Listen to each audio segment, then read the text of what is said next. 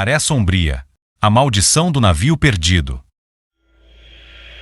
O frio cortante do Atlântico Norte fazia a água do mar parecer gelo líquido sob o casco do Estrela do Abismo, um imenso navio cargueiro que transportava mercadorias entre a Europa e a América. A tripulação era composta por 25 homens e mulheres, cada um com experiência em lidar com a inclemência dos mares. Mas, naquela viagem em particular, não era o clima nem as ondas que traziam a inquietação. Todos sentiam uma presença, um sussurro sombrio que parecia surgir das profundezas. Algo invisível e antigo. O comandante Hector Marlowe era um homem cético e prático, mas até ele notou o comportamento incomum da tripulação. Os marinheiros olhavam para o horizonte com medo e raramente ficavam sozinhos no convés. Havia rumores circulando pelo navio, murmúrios sobre aparições e um estranho cheiro de enxofre que surgia durante a noite. Na terceira noite, as coisas começaram a piorar. Eram 3 da manhã quando o primeiro incidente aconteceu.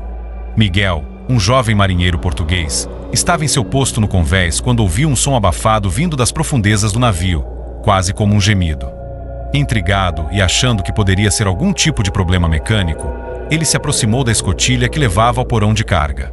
Ele parou ao ouvir o som de passos no metal. "Olá?" chamou, sua voz tremendo. Ninguém respondeu. Em vez disso, o som ficou mais alto, aproximando-se.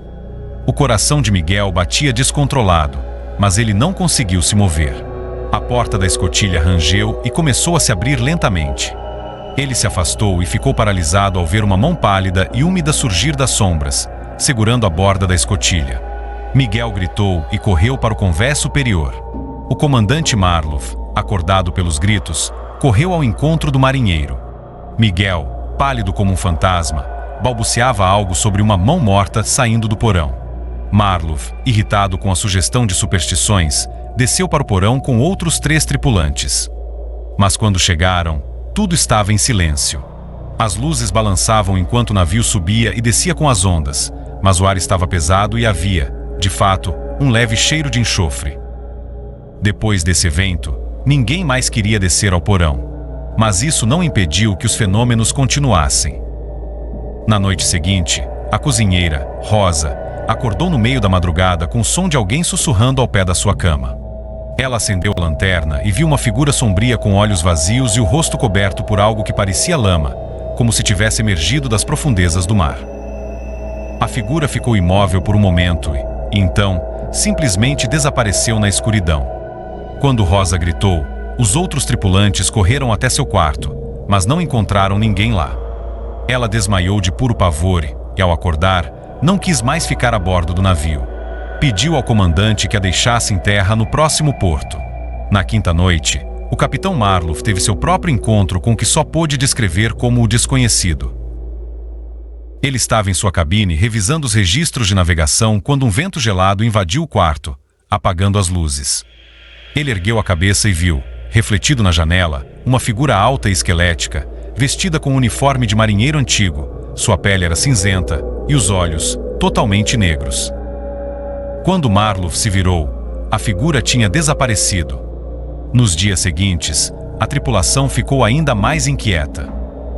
As figuras sombrias começaram a aparecer para mais tripulantes, surgindo nos cantos dos corredores, nas sombras do convés e até mesmo espreitando nos espelhos. Um marinheiro jurava que as velas do navio, mesmo sendo automáticas, estavam sussurrando quando ele passava por elas. Outros relataram que as sombras pareciam se mover por conta própria. Os gritos e os murmúrios tornaram-se parte do cotidiano no Estrela do Abismo. E então, na 7ª noite, algo aconteceu que selou o destino do navio. Um dos oficiais do convés, Adam, acordou sobressaltado no meio da noite ao ouvir um ruído metálico de corrente se arrastando. Ele se levantou e foi até o convés principal, e viu, no meio da noite nebulosa, a silhueta de outro navio se aproximando lentamente, como um gigante emergindo das profundezas. Seus olhos se arregalaram ao perceber que o navio parecia flutuar, mas não sobre a água, e sim acima dela. Era um navio antigo, com as velas rasgadas e os mastros quebrados, coberto de algas e detritos do oceano. O navio fantasma, como logo todos passaram a chamá-lo, permaneceu ao lado do Estrela do Abismo por horas, como se observasse.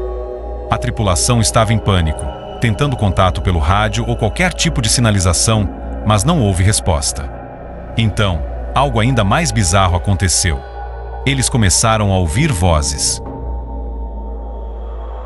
As vozes vinham de todos os lados, como sussurros de almas perdidas, chamando por seus nomes, pedindo para serem lembradas. Os tripulantes tapavam os ouvidos, mas os sons ficavam mais altos e mais desesperadores.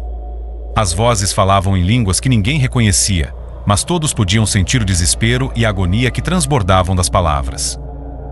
E, então, ao amanhecer, o navio fantasma desapareceu como se nunca tivesse estado ali. Na manhã seguinte, a tripulação estava destruída. Muitos não conseguiam dormir ou falar.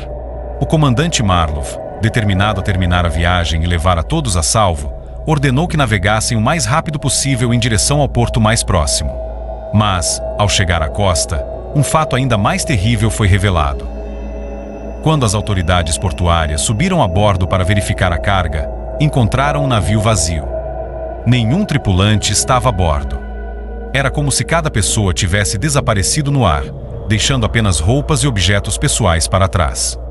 No registro de bordo, a última anotação do comandante Marlow dizia apenas: "Estamos sendo observados. O abismo nos chama e não há para onde fugir." As investigações sobre o desaparecimento do Estrela do Abismo continuam um mistério até hoje. O navio foi rebocado e mantido sob vigilância, mas, de tempos em tempos, os guardas juram que ouvem vozes à noite e veem sombras movendo-se no convés. Alguns dizem que o navio fantasma que surgiu ao lado do Estrela do Abismo era um presságio, uma maldição dos mares. Outros acreditam que a tripulação foi levada pelas almas dos marinheiros mortos, condenados a vagar eternamente no mar.